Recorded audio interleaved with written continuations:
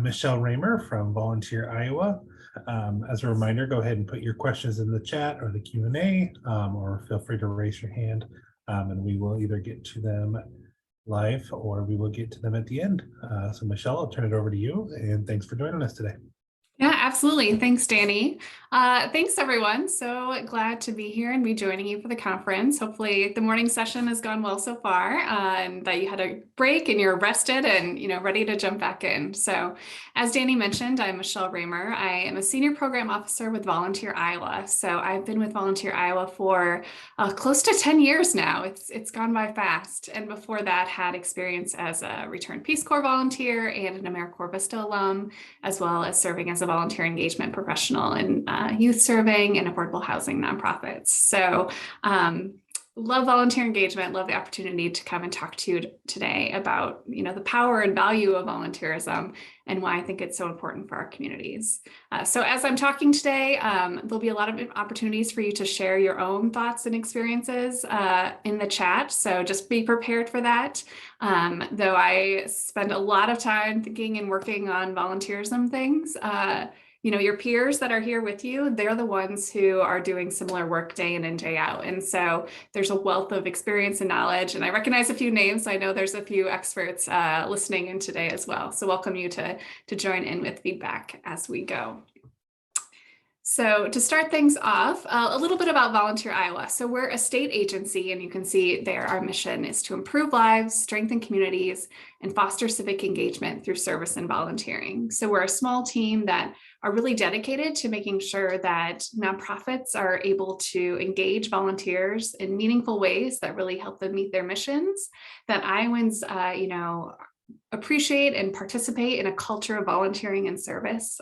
We want to make Iowa a place where everyone volunteers, where everyone can find an opportunity to give back in their community, and also help to create those connections between the two. We also administer AmeriCorps state grants. So if you've heard of AmeriCorps, we have a lot of that work going on in our office as well. During our time together, I'm hoping that we'll be able to talk about the benefits of volunteering generally and why it's so important for our communities, but also how it can be really beneficial and impactful for the work that you're doing, no matter what your role is within your organizations. We'll also talk about, how to identify what those roles could be that volunteers could fill, and create a plan for how to actually go about that. We'll talking about some of the other resources that we have available. So to start things off, I would love if people could just put into the chat, if depending on how you're listed in Zoom, if your Zoom has your name, then you can put your organization and a time that you've had success engaging a volunteer in your work, or if nothing's coming to mind right away, something that you've done as a volunteer that you found rewarding or that you had a really positive experience with. So putting in the chat either something that you've done involving a volunteer, where you recruited them or supervised them or worked with the volunteer, or a time that you yourself served as a volunteer. So if your organization is what you're listed in Zoom, then put your name and the success. Otherwise, if your name is in Zoom, then you can put your organization success, and just throw those in the chat. And we'll be able to get to see a little bit about kind of where you're already at with working with volunteers and what experiences you've already had. So great. Wow, that's pretty impactful. The volunteer driver program, saving someone's life, getting them to treatments that they need. That is a very clear, tangible benefit that volunteering has had. So as people are thinking about that and typing those things in, we'll talk a little bit more about other things that, why volunteering. So you'll see as things come into the chat that there's a lot of benefits that volunteering can provide to an organization. When someone volunteers, whatever that act is that they're doing is beneficial for that group. So, thinking of literacy volunteers, when volunteers are reading with kids, obviously then those kids' reading scores improve and they're able to learn more. For animal welfare organizations, when volunteers are walking dogs, they become more sociable and then they're able to be adopted more quickly. When there's volunteer drivers, as some of these examples, taking people to their medical appointments, those those individuals receiving the transportation are able to receive the medical care they need, or get assistance getting to those appointments, or getting to, getting food delivered, whatever it is they need in their community. So the beneficiaries, obviously, volunteering alone has a huge impact on them. But what's also great about volunteering is the impact volunteering itself has on the person who volunteers and the community at large.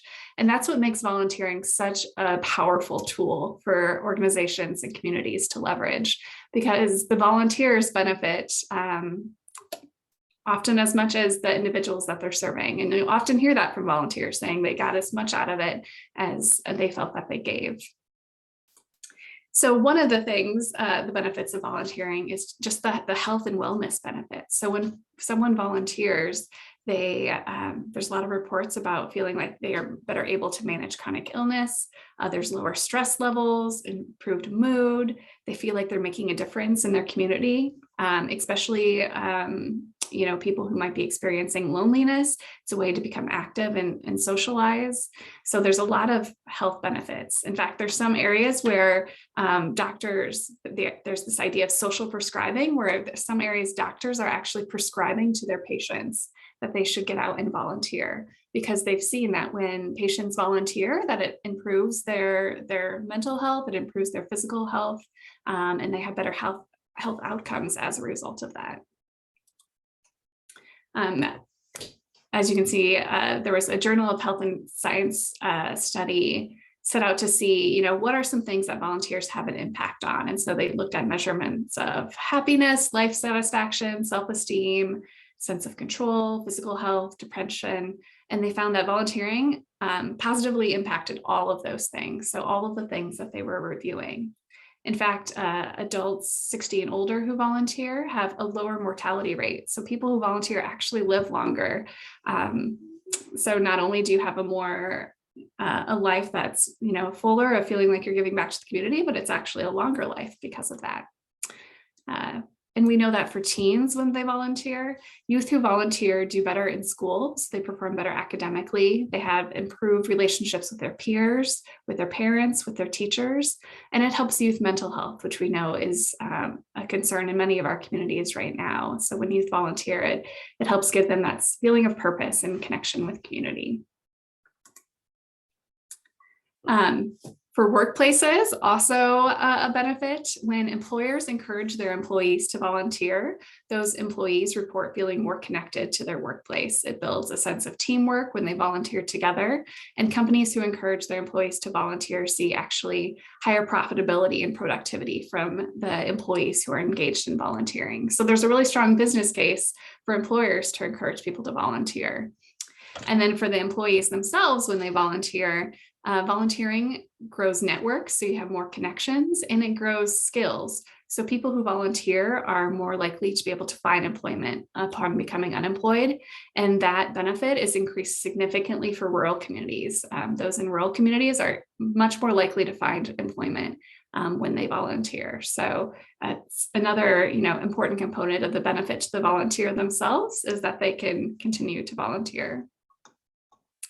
So a lot of other great examples of in the chat, students helping to bring our voice and message to a population that doesn't normally engage,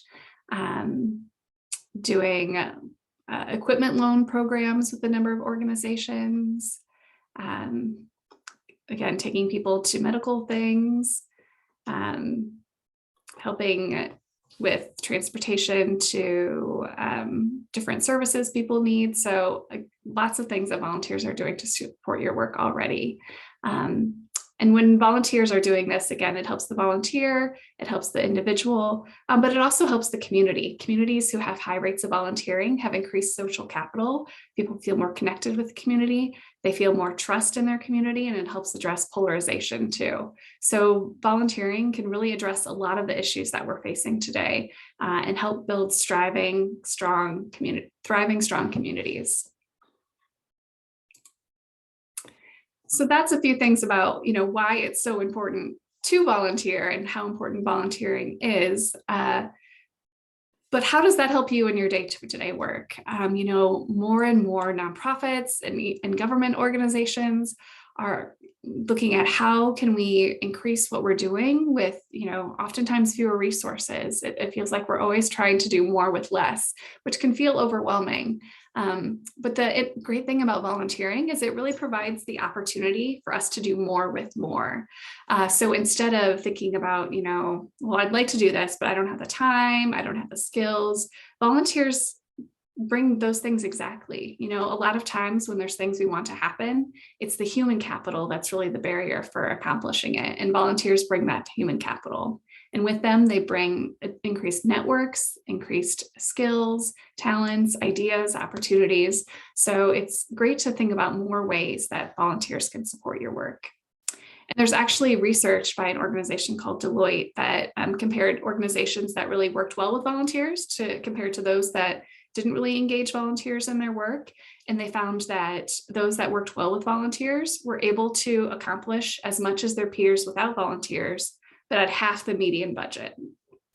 So an organization with volunteers could do the same amount as one without at half the budget. I want to be clear that does not mean you can bring on volunteers and cut your budget in half. Volunteers don't save money because you have to invest in the volunteers in order for them to be successful, but it can extend your budget and extend your mission. So I like to think of volunteers not as, budget savers, but budget extenders. They can take what you have and expand and extend what you're able to accomplish with those resources. So we have a term for organizations that really engage volunteers well called service enterprises. And so service enterprise is a term for these organizations that research found has, fundamentally leveraged volunteers and their skills at all levels of the organization to help them achieve their mission. And when they do that, they're more effective and efficient in their work. They're able to more effectively meet their mission. Often we think of the need for fundraising to raise funds, again, to have people do that work. And so that's what volunteers are doing. Volunteers are helping to increase that capacity. So another quick question here for you. What are some of the ways that volunteers are already serving within your organizations? We heard a few examples of volunteers serving as drivers. What are some other things that volunteers are currently doing in your work? It could be direct service with clients or other roles. What are some ways volunteers are supporting your organizations right now?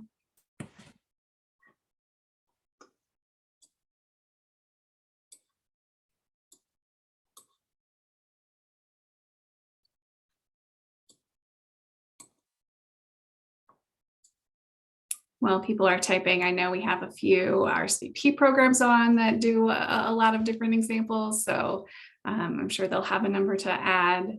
Linda added in volunteers help build accessibility ramps, which is a huge resource, and I'm sure is incredibly impactful for those individuals just to be able to get in and out of their homes. Providing social visits to members of the community, which obviously, again, benefits both that volunteer that's doing that social visit and the person that they're benefiting. They're both getting that socialization. Other examples. School and community garden spaces. Yeah, I've seen a number of organizations that help, volunteers come in and help grow the food. And those are either then, shared at the school or shared at a local food pantry to help meet hunger needs while also teaching people about gardening and where their food comes from. But attack sites, reading with kids, pen pal programs, playing piano in a nursing home. That's fantastic.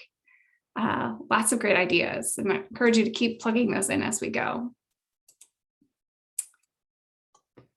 So as you were listing those things off, a lot of what was listed there are direct service. So direct service is those opportunities where people are volunteering directly with the individual being served. So a direct service opportunity is anytime you're doing the work with that directly with that beneficiary. So, playing the piano and they get to hear it, or building the ramp and the person's right there getting to receive it, providing the transportation for someone. Other ways that are sometimes overlooked as opportunities for people to volunteer is the indirect service.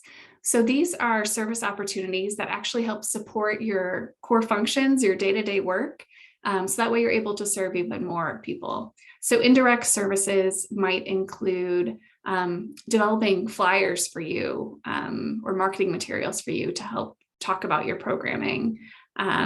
See a few people throwing things in there, helping develop those mailings, being schedulers for you. That's incredibly beneficial. Helping develop newsletters, and even doing the folding, mailing, envelope stuffing for newsletters. Those are great indirect volunteer opportunities. It could be helping you with your, oftentimes people have treasurers who also help review finances and financial procedures. You could have an HR person come in and help develop, review your HR policies and make sure they're good, or review your volunteer policies and make sure that they're in alignment with best practices for human resources. So thinking about what skills people can bring in and those indirect skills that build up your capacity, so that way you're better able to serve your clients and do more. Skill-based and pro bono volunteering. So oftentimes when people think of pro bono volunteering, they often think of lawyers or legal assistance being done pro bono, but that could really include all professional skills that people had. So we mentioned a little bit about finance volunteers or HR, marketing. It could be people who are skilled at painting, coming in and painting space for you, or landscaping to do landscaping work for your building. There are so many different examples. I worked with a shelter that they had a team of IT people who provided all of their, from a company who they had a partnership with, that did all of their computer IT and security systems management and identifying different resources. And they even had a partnership. So when the company was purchasing things, they could buy bulk things at discount prices to get technology to the nonprofit at a reduced rate. So lots of different opportunities for those skills-based pro bono volunteers. Could be even photographing things, an event, or your buses or whatever it is to use within your community. Virtual volunteering. A lot of times when we think of volunteering, it's those things that happen in person with the person being served or happens at your office. But virtual volunteering is something we've seen growing steadily. And then especially as a result of COVID, we've seen a lot more virtual volunteering happening. So thinking of those things that people can do not at your office, or things that they can do from home or can do remotely. So, even if they want to volunteer with you, but they go to Arizona every winter, things that they can still do from there. It could include a lot of those pro bono skilled opportunities where maybe they're working on, on their computer to develop or design something for you, or review programming, or research something for you and then are emailing you the results.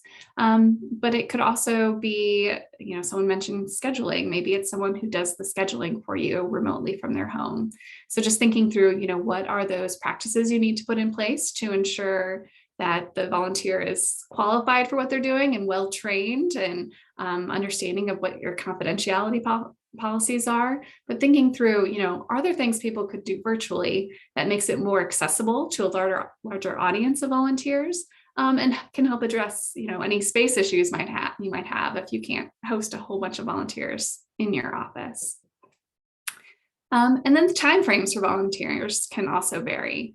So there's opportunities for, one-time volunteers, which is a great way just to introduce people to your organization. So one-time project could be, one big day of service.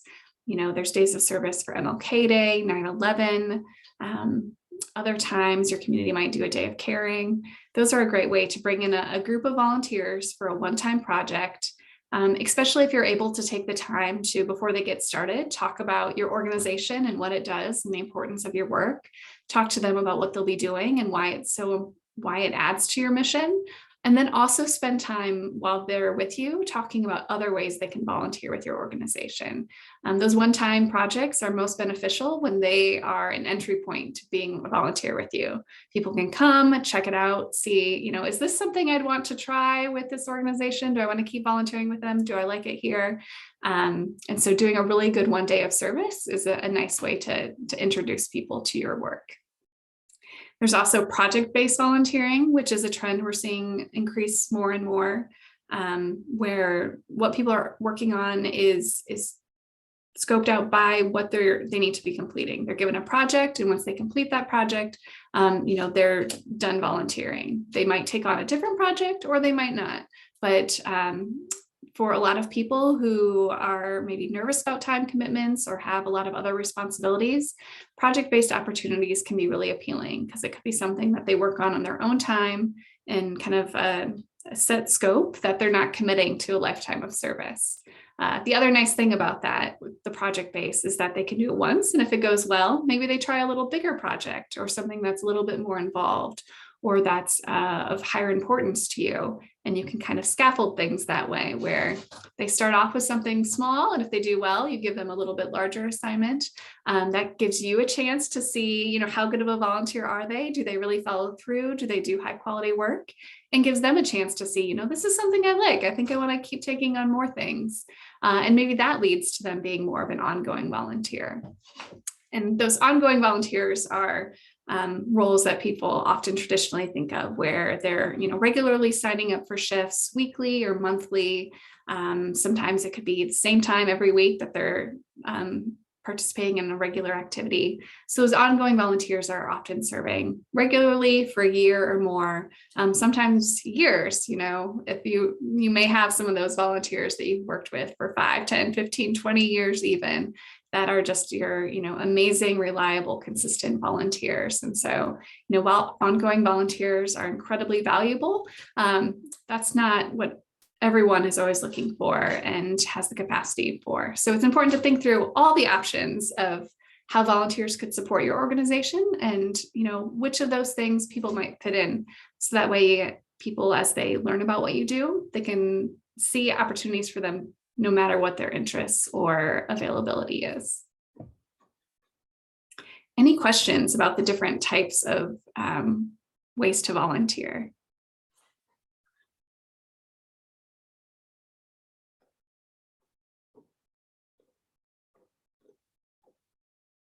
All right. Well, we're going to move on then to thinking a little bit more about what could volunteers do for you beyond what they're already doing. So what I'd love for the rest of our time is to be able to help you identify at least one new role that a volunteer could fill within your organization that would help you in your day-to-day work. So one way to do this, and this is an activity I'll have you do as we're sitting here together, but certainly you can take it back to your staff and other members of your team to also do for themselves. But thinking about your own role, how can volunteers support you in your day-to-day work? So there's kind of this picture of a traffic light, and a colleague of mine at the United Way of East Central Iowa had developed this and shared it out for us to use, and said we're welcome to share it with others. But I really like it because it gets at a different approach, because sometimes when we think, well, what do you want a volunteer to do? It's like, well, these are the things we always have volunteers do, so this is what I think of. This helps expand our thinking a little bit more about what would be possible. So when you think of your job, position, your position description. It could be what your job description actually says, if it's accurate, or if you're like many people and your role has really kind of grown and changed over time. Think about what is your true set of responsibilities for your role in your organization, and then go through and first think, what are those tasks that you are uniquely qualified for, that you have a special skill set, an understanding of the work, years of experience that really make you qualified for that work. Or those things, key relationships that are critical, that you're building the relationship, that you're there meeting with the person to make sure that relationship is strong. Or those things that are incredibly urgent and critical, they're time sensitive, they need to happen now. And if they don't happen, there are very serious consequences. Those things, not a good starting point for working with a volunteer.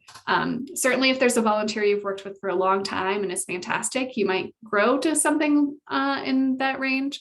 But for the most part, those are going to be things that are really yours, that are important, that you're the one doing it. However, as we'll look at these other two categories, there may be things that, while it's on your plate as something to get done, that doesn't mean you physically have to be the one to do it. It could be you are supervising a volunteer to get it done. So you're still responsible for making sure that it's completed timely and accurately and correctly. But how you go about doing that is engaging a volunteer to support you. So thinking about, roles volunteers can play to support your responsibilities. So this middle section is tasks that you're good at, but you could train someone else to do, maybe even you could eventually get someone to do it even better than you.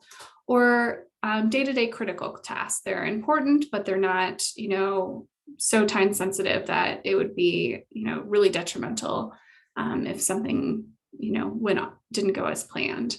So those are kind of yellow areas that, they could be something to consider a volunteer to do, especially a volunteer maybe you know a little better.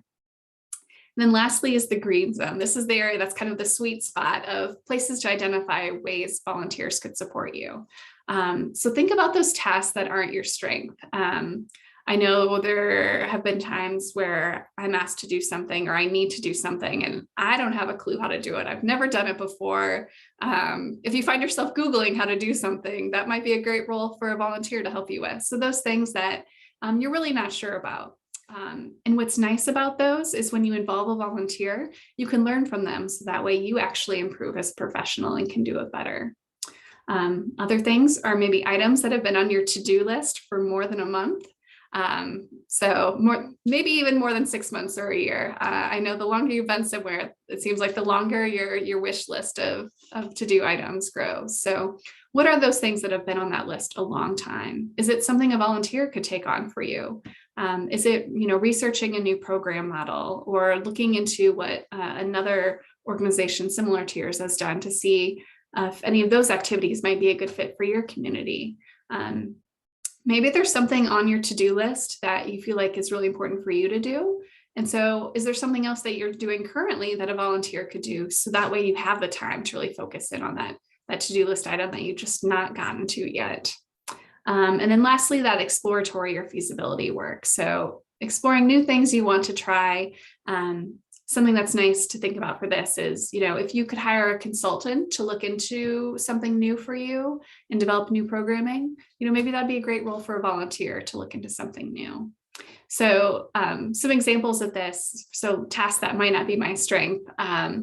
When I first started doing training, one of the trainings I needed to do was on evaluation. And while I felt, pretty comfortable with the content that I knew how to, do an evaluation in my own work, I wasn't sure how to teach others to do an evaluation. So I reached out to someone I knew who actually teaches on evaluation. And I said, would you be willing for this session of the training I'm leading to come in for that component and train on the evaluation piece of it? And she was happy to do that. She came in, she loves talking about evaluation and she's so enthusiastic about it. She came in, talked to the group, did a fantastic job. The groups learned so much from her, but I was able to observe how she talked about evaluation, how she presented the information. And from that, I was able to, learn from her and then model what she did in future training sessions. So I felt more comfortable then in the future providing that training. Most things having to do with technology are not my skill set. So those are always areas that I contact other people about. Another example is a board that I volunteer on. I was asked to help with some fundraising and development work, which is an area I did not have experience at. I write grants all the time for my job, but I don't do fundraising. So that was an area I reached out to other colleagues in the field who I know did that work to say, hey, can we just sit down for coffee and have you tell me more about your approach and how you do this and things I should keep in mind or resources that would be good for me. So thinking of things that aren't your strength, bringing in volunteers to help really build those skills or help actually complete those tasks for you.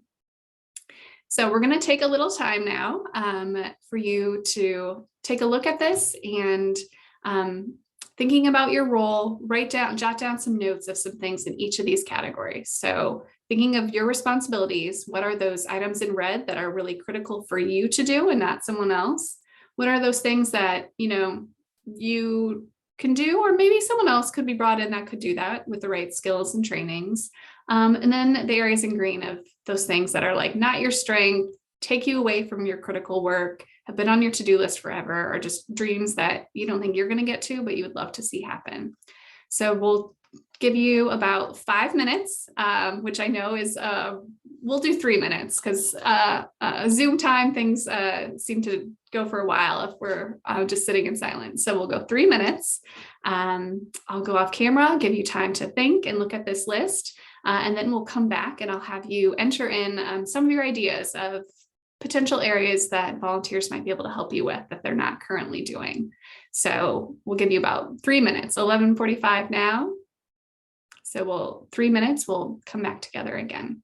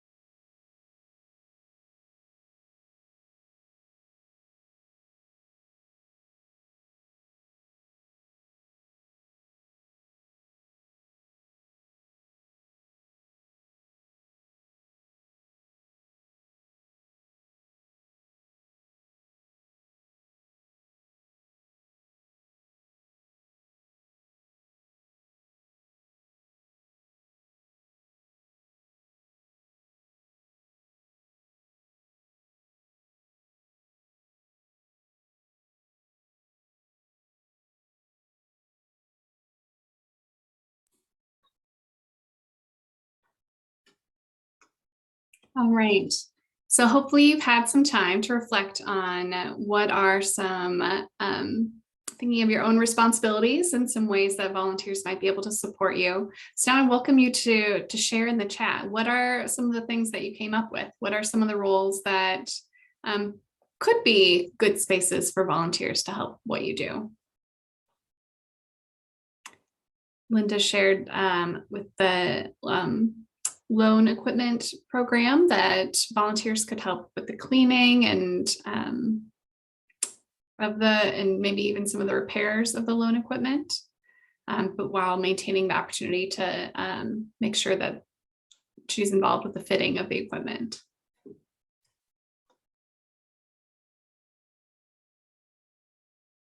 What are some other examples you had?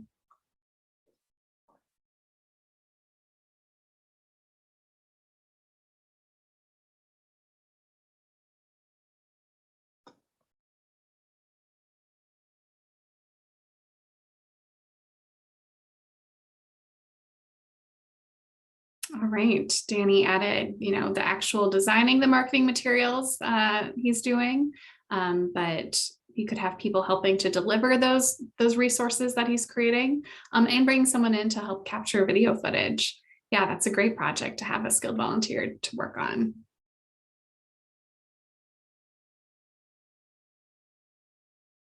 A lot of great examples in here from Brooke, from collecting success stories, helping with release forms, that can be used for annual reports and grants, calling writers, great examples. Oh, awesome, Danny, working with the Apex program in Waukee to help with some of those things. Yeah, we'll talk about that in a minute, but there's, a lot of great ways, again, those benefits to the volunteer too, that some people who maybe have some of those skill sets, but are looking to grow in their experience or build a portfolio of examples in order to, switch to a different career. That's a great opportunity where they get to do it for you, but also help build that portfolio to be able to show others of some of their skills that they're able to do.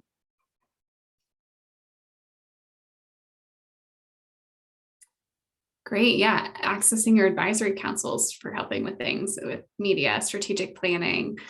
For a board I'm on, we have a volunteer who's helping to develop who's helping to facilitate a strategic planning retreat for us, and is developing the agenda and helping to facilitate it in pre-work materials, which has been fantastic for the organization.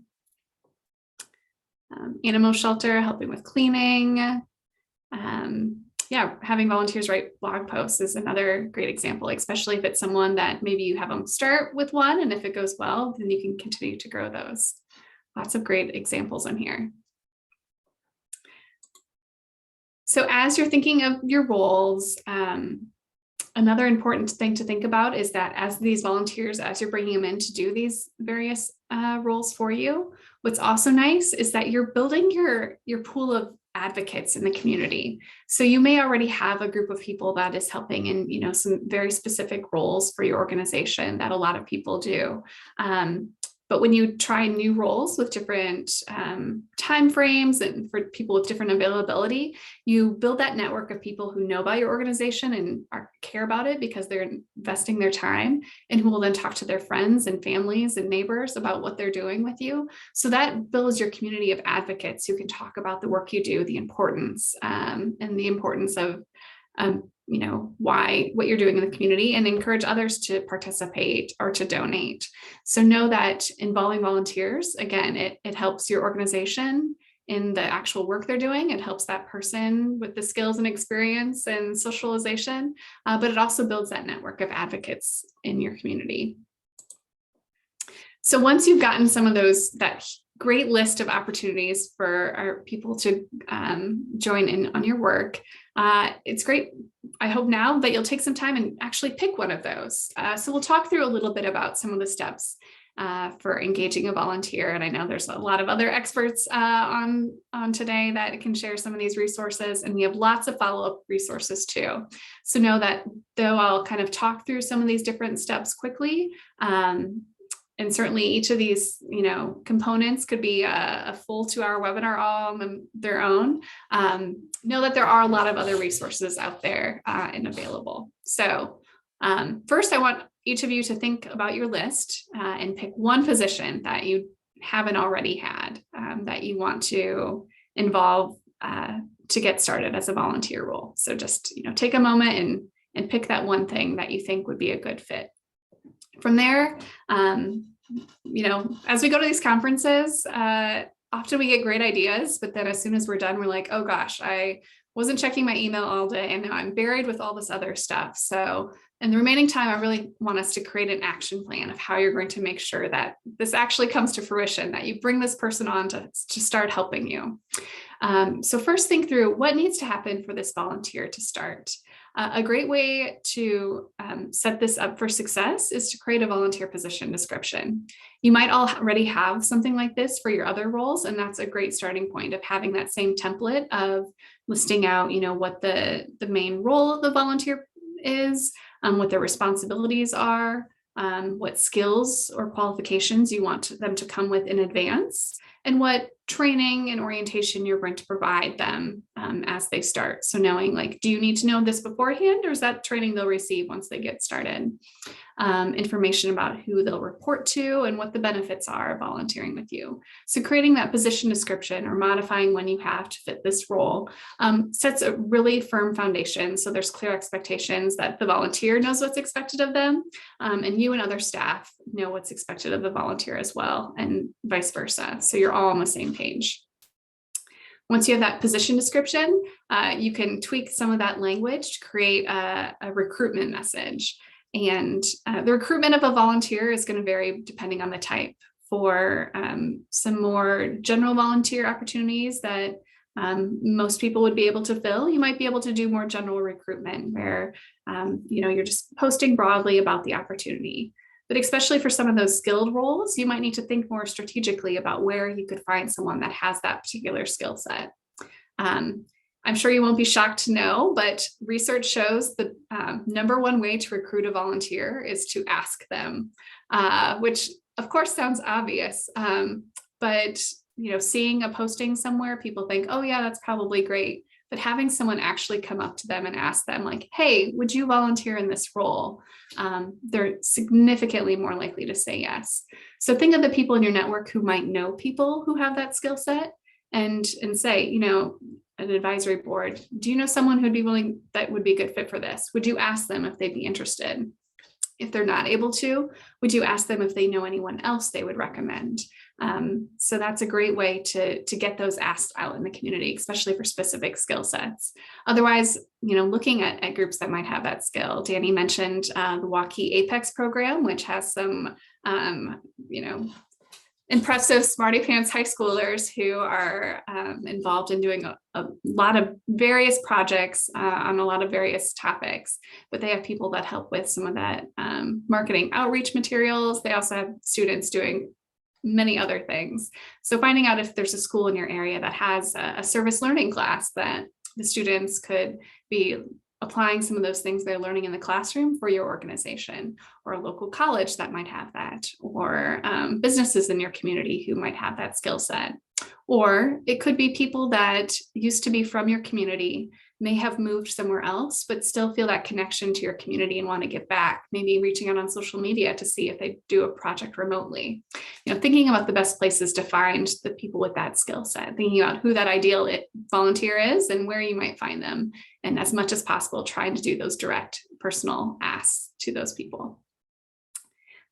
So a recruitment message is most effective when it really clearly communicates the need. So not just like, we need a warm body, but we really need to create this marketing material so people know about this important service in our community. Who you're looking for, we'd love to have someone with graphic design experience and what they could benefit from. By volunteering with us, you'll be able to fill an important need in our community while also gaining professional experience, and we're happy to write letters of recommendation for you. So making it a clear, concise message that really drives the mission and impact of the work. Once you have then actually recruited the volunteer, from there you work on the orientation and training. So likely you have some sort of orientation and training set up for your regular volunteers. And so what the orientation and training looks like for this role might be similar or might be different. I would say for all volunteers, no matter what they do, you want to do some level of orientation to just what your organization is, what your mission is, who you serve, why you do what you do. Whether it's one day of service where you give a 3-minute spiel, or if it's someone who's going to be more long-term, where you give a full half hour to really go over the role of the organization.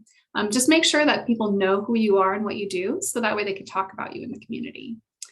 The training will vary based on if people have that experience already or not, or if it's something that you're training them to do. But you want to be really thoughtful about, what is that training people require. In that recruitment to orientation and training process is usually some screening. So making sure people have the skill sets they need, deciding if it's a role that has access to vulnerable populations that you need some sort of background check or reference check, or you want to see samples of previous work done to make sure that, their style and skill set is a match for what you're asking for. Interviewing them to see, is this what they're interested in? Does it match what you're looking for? And are there other skills they have that they might be able to offer that you hadn't even thought to ask? Once they're oriented and trained, then you want to make sure you provide ongoing supervision and support, and have clear expectations about when and where that's happening and how you'll connect with them. And then also always be sure to recognize your volunteers. Again, that could be a full 2-hour train of talking about the different ways to recognize people, but thinking through, we actually ask on our volunteer application, how do you like to be recognized? Because some people love a certificate or a pin or being invited to an event. And some people, I've once had a volunteer say, I really appreciate this certificate you made me for volunteering 100 hours, but I'm probably just going to recycle it. So please don't waste your time in the future. Whereas I've had other volunteers who mentioned that they were probably going to, that was something that they plan to keep and hang up in their home. So it really varies by people, what the interests they have. Some people love the social opportunity to gather with other volunteers that they've volunteered with, while others would much rather appreciate just a handwritten note or an email that outlines, this, I'm really grateful for what you did. This is the impact you had, and we're so glad that you're with us. So really thinking through what are those things that really resonate with that volunteer. And then it's not listed on here, but also great to think about how you evaluate success. Surveying your volunteers to find out what's going well, what's not going so well. What are some things, what are ideas they have about ways to improve? Or maybe your volunteers have ideas of other roles volunteers can play in the organization. You don't know that unless you ask. So spending that time to survey, to get that feedback about how things are going for people. And I even recommend for your ongoing volunteers to do an annual check-in to ask them and to see, is this a role you want to keep staying in? Do you want to try something different? Do you want to have more of a leadership role where maybe you train other volunteers because you've been doing this for so long and are so great at it? So thinking through, finding those connection points to evaluate how things are going and how you can continue to improve. So that's a little bit of the process beyond here. So I'd like you all to take a moment and pick that opportunity and decide what you need to do to start. If it's writing a position description, creating a recruitment message, or sending an email to someone that would be a great person for this role. Pause now to think, what that next step is, and when you're going to complete it. So is it, I'm going to write an email to Susie at, 2:00 today to go and send a quick note telling her about this idea I have? Or is it, tomorrow at 2:00, I'm going to schedule a half an hour to write out a position description using our current position description template to really map out what this position would look like. Think through what your next step is going to be. And scheduling time on your calendar now is the most likely way to make sure that it actually happens, of blocking out that time. Because as we know, when we step away from trainings and workshops, day-to-day life gets back in the way. So making sure that you really save some space to take what you've learned and put it into practice, so that way you make the most of the time you've already invested together today. I know that was a very brief overview of some of the aspects of actually getting into volunteer management best practices. But are there any questions people have that you want me to touch on a little bit more?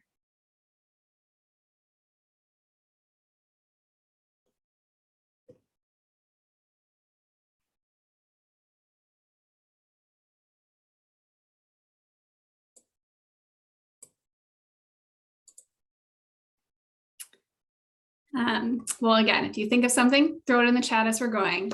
I wanted to wrap up our time today with a number of resources that are available to you through Volunteer Iowa as you're interested. So as I mentioned, we oversee AmeriCorps state programming, but we also host an AmeriCorps Vista intermediary project. So AmeriCorps Vista members are individuals who give a year of service to their community doing capacity building work for an organization, and they receive a living stipend and an education award as a result of that time. So if you're interested in hosting someone to help build the capacity, maybe you want to bring someone on to develop a new program, to develop a fundraising plan, having them really build out your volunteer engagement work and expand it even more. Reach out, let me know, and I'm happy to connect you with our staff to talk through with you, what an AmeriCorps Vista member might be able to do with you for your organization. Often they serve for a year, and then at that time you can identify if you'd be interested in having another Vista serve for another year to kind of expand upon the project of the first Vista. We also host the Volunteer Generation Fund and work with a network of volunteer centers across the state. So I think some of you already partner with your volunteer center, but if you don't know who your volunteer center is, we have a map on our website, and those are great organizations to help you with volunteer engagement and training and best practice sharing in your area. And if your area doesn't have one and you'd be interested in becoming the volunteer center for your area, let me know, and I'm happy to talk more about resources, whether it's you just want to be a convener to bring people together to talk about volunteer engagement quarterly over lunch. I'm happy to share resources to help support you in doing that. We have a lot of resources on youth service, whether that's supporting, Silver Cord or Honor Cord programming, or service learning courses within schools, or identifying, day of service projects for youth. Happy to provide information and help more. Service Enterprise is a really in-depth program to help organizations really expand what volunteers are doing within the organization and across the organization at all levels. So if your organization is interested in going through that assessment and training and coaching program to become certified, let me know about that. We have a number of recognition opportunities. I think the deadline just closed for the Governor's Volunteer Awards. So mark your calendars for next year if you missed it. But the Governor's Volunteer Awards is an opportunity to nominate your outstanding volunteers. Your nomination, we take that as meaning that they're deserving of that opportunity, and they're then invited to a regional ceremony where they receive a certificate and get their picture taken with the governor and or lieutenant governor. So it's a really nice way to offer recognition, especially those people who like events and awards, to get their picture taken with the governor to thank them for their service to your organization. We also have the Hall of Fame. So that's for the really outstanding cream of the crop volunteers, where it's a competitive process. You would nominate your volunteer who's just done outstanding work for you. A review committee reviews, and then a handful of volunteers are selected annually. They receive their award at a ceremony in the Capitol Rotunda, and their names are added to a plaque in the State Historical Building. So it's a very prestigious award for our outstanding volunteers in the state. We support disaster volunteer coordination. So if you're involved in that in your communities of coordinating volunteers in times of disaster, have a lot of resources. We host Iowa Mentor, providing resources and certifications to youth mentoring programs across the state and training. We provide some state funding to RSVP programs across the state, and also host a foster grandparent program. We work with employers about the benefits of volunteering, and provide a number of training and technical assistance on volunteer engagement. So actually coming up early next month, we're partnering with the Volunteer Centers of Iowa to offer training on skills-based volunteers, kind of an entry-level 101 on engaging skill-based volunteers. And then in the fall, we'll do a more intensive 6-part series on skills-based volunteering and really developing a strong process for skills-based volunteers in your organization. And then in the spring, we'll once again offer the volunteer engagement training program, which goes more in, it's a 6-part series on best practices for volunteer engagement that we offer every spring with the Volunteer Centers of Iowa. And then we also have an online volunteer opportunity database, which I'll show here in a bit. So all of those resources can be found on our website. I'll also point out one other resource that I didn't mention earlier that actually a skilled volunteer helped me do. I had the dream of creating some short kind of micro trainings on some key volunteer engagement topics for people who, you know, they might work with volunteers, but the rest of their staff doesn't often work with volunteers, and they wanted to provide training to the rest of their staff.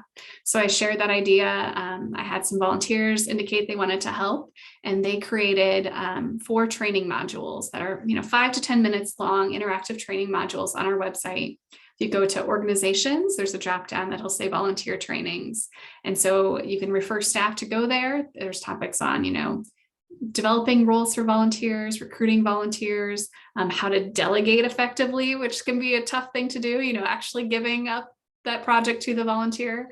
So some trainings on those where they can go through the modules, and then some interactive activities that are that you could also lead staff through. So that's a great resource on our website. Also on here, you'll see there's links for finding a volunteer opportunity and posting a volunteer opportunity. So if you are looking to recruit volunteers on our website, you can post volunteer opportunities for no cost. And then it's visible statewide across the state. On the system, it's run by Get Connected is the software. But then volunteers can go in and they can search by, their zip code. They can search by areas of interest, whether it's transportation or education or health. They can search for one-time things or ongoing opportunities, things that youth can be a part of. So by having it on there, as people are searching for those things, then your opportunities will come up.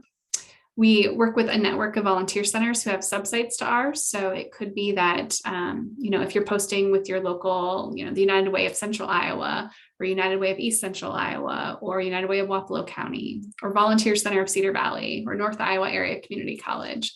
All of them have subsites to our site, where if you're in one of those areas and you post something on their site, it'll automatically feed up and be on our statewide site too, which then also automatically feeds up to a national site called Engage. So pretty great that you can post it one time and it can be visible locally, statewide, and nationally all in that one posting. So that's also a fantastic resource just to get the word out about your different volunteer opportunities.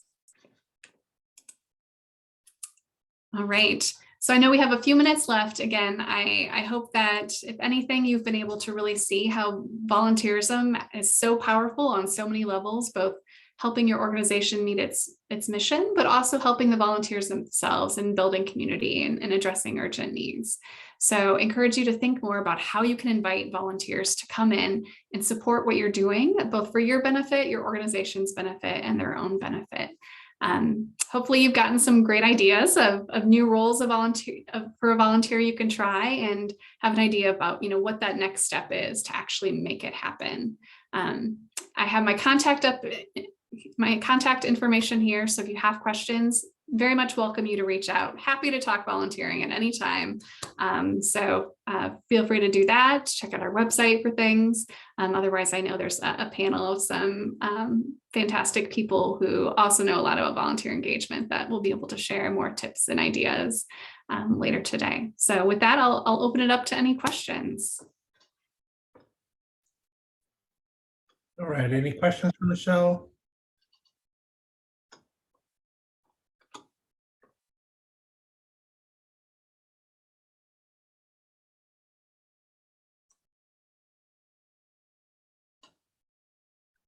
Not seeing any. Just means you did a great job explaining everything.